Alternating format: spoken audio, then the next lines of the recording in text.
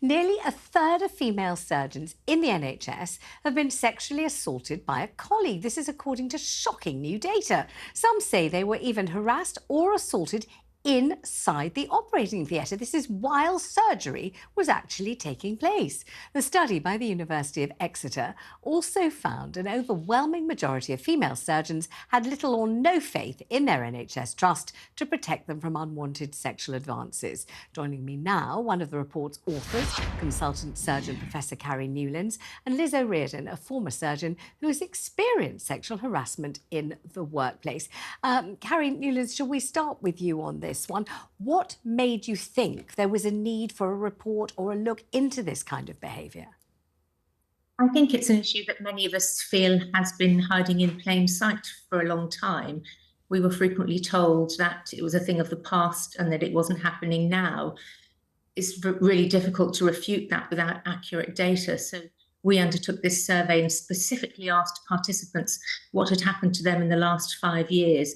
So we've now got some really shocking figures showing that this is commonplace.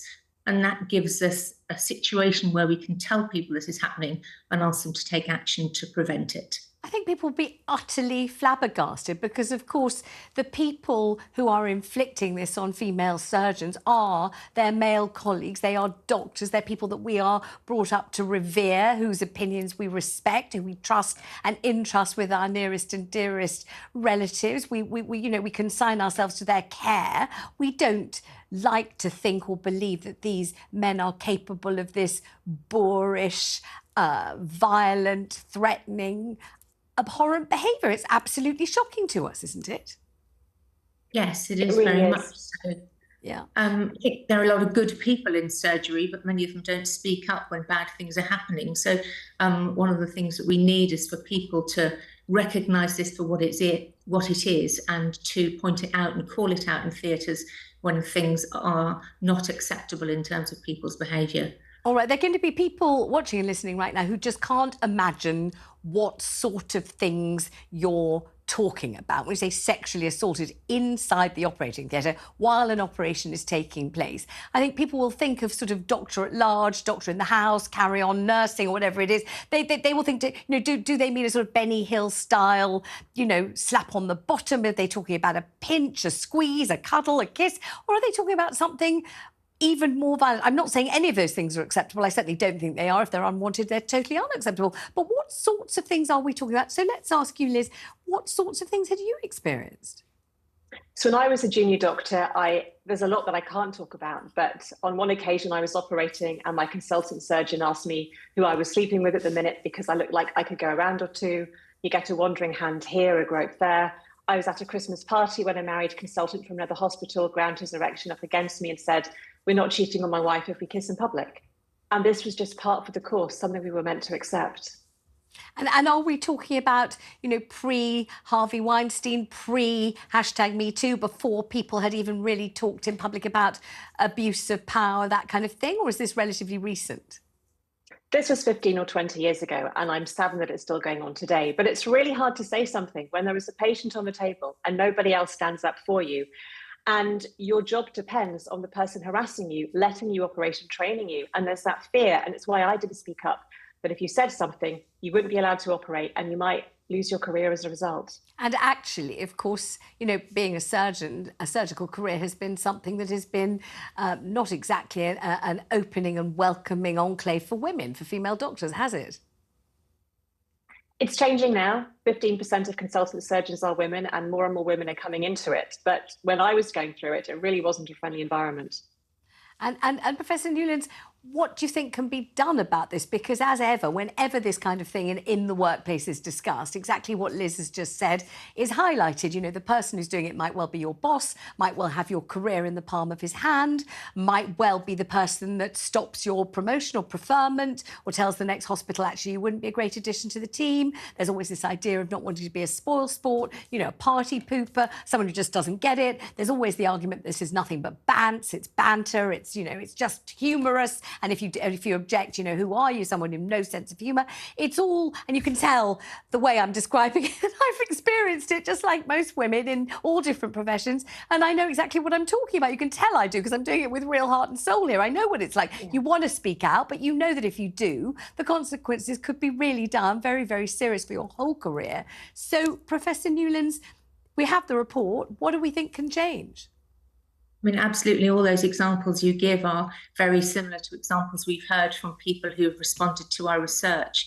We think it's really important that people have a safe place to report, and currently they're simply not trusting the current systems, and they don't come forwards and they don't speak up, and that allows the problem to continue. So we're very much calling for the beginning of an independent investigation process. We know from the London Ambulance Service that when they sorted out people being able to report things independently and they were investigated, they had a 5-fold increase in people coming forward. So people are scared. There's a culture of silence, and until they can trust that investigations will be impartial and that justice will be done, they're not going to speak up.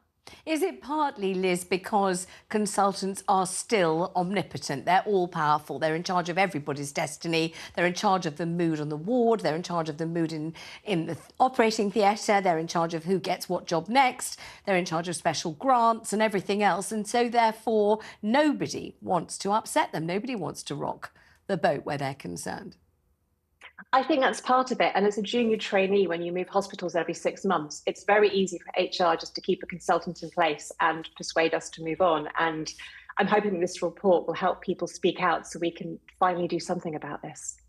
And Professor Newlands, do you imagine, can you now conceive of a situation where an operation is taking place, it's in full swing, and the consultant presiding or one of the senior registrars says something or does something completely inappropriate to a female colleague, and the culture is so carefully ingrained and proclaimed that at least one person in the operating theatre says, "Hang on, that's not acceptable. Don't speak to her like that. Don't do that. Now, come on, this isn't right. We're going to file a formal complaint. Don't do this." Could you imagine somebody actually speaking up, or is that just a pipe dream, really? I think it's something we have to certainly teach people how to do. So at the moment, people don't have those skills, and that's why they're not doing it. So there's a system of something called active bystander training that some trusts have actually brought into place, where you teach people how to have those difficult conversations. But unless that's rolled out across the healthcare workforce, people are vulnerable in theatres. They're not in a position of power, and often the perpetrator is the person in charge. So there needs to be a huge cultural change, but that involves educating people and not expecting people to put themselves at risk by speaking up in front of somebody who's powerful. So there's a lot of work that needs to be done, and we hope that the report today, which we've called Breaking the Silence, because we think that's very much what needs to be done, we hope that's going to start to make a difference. All right, let me ask you a couple of questions. There may well be people watching and listening to this programme now who think there's a special environment for doctors and nurses, a special one, because they're dealing with life and death. They're looking at things that the rest of us never have to see. People riddled with cancer, children who are desperately ill, people who've been in the most ghastly accidents and are dreadfully, dreadfully damaged. And the whole time there's this high adrenaline environment with this desperate urge to save people. And it's very, very hard because you're only human beings. You are human, even though you're expected to do inhuman things practically all the time.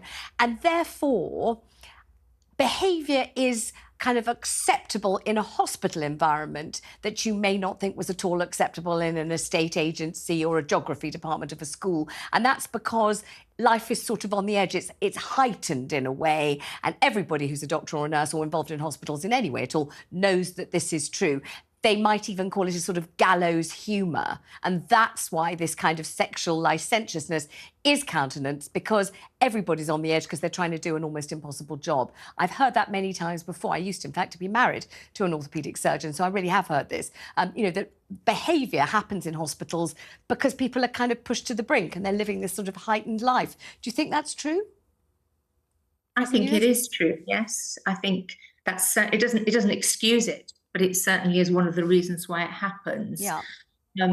But it doesn't make it okay. And I think people need to really take a good hard look at how their own behaviour is and what they're doing in terms of accepting other people's behaviour, because a lot of this is so abnormal, and we're all institutionalised because we've been in it for such a long time. Yeah. So sometimes you have to step back and think to yourself, hang on, you know, this is just not okay. And it's not to do with not having a sense of humour, and it's not to do with not understanding that sometimes people find things stressful when situations are difficult in theatre, which they sometimes are. But it certainly isn't excusable, and we all need to really start having that conversation. And Liz, do you think it will be a kind of achievable to try to change behaviour, which, as the professor's just said, has been so deeply ingrained that you're institutionalised to it, you're all kind of used to it, and there is this kind of end of days feeling with you know, the time ticking and the anaesthetic ticking and everybody in this state of heightened worry and anxiety. Do you think that behaviour can be changed when it's been going on for so long? I think it can be changed, and it has to. Most trusts aren't aware of the scale of the problem because we're too scared to speak out. But I hope by making this public, people will realise the behaviour they're witnessing is not acceptable, and they'll finally have the courage to speak out. And I would just ask one more question. People might think, look, this is what happens when men and women work together. This is just a combination of adrenaline, sexual chemistry, familiarity. It's just what happens in all environments, whether it's an ice cream van or whether it's an operating theatre. Nothing special to see here, and really everyone just needs to calm down. What would you say to someone, Professor, who said that? Well, I think we have to remember that these are illegal and criminal acts that are happening in plain sight. So, and we're not trying to stop people having relationships with people that they meet at work, but this is to do with power and hierarchies and simply illegal and criminal things that can't continue. And people have to really speak out and start stopping this from being the norm, which it unfortunately seems to currently be. And Liz O-Riordan, as a final comment on this, do you have hope for the future? And what would you say to a young female surgeon who is experiencing this kind of thing, particularly meted out by one particular male consultant? What would your advice be? What would you do right now?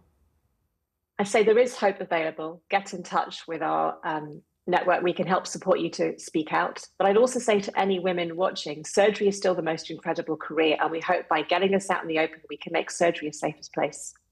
Thank you very much indeed, both of you.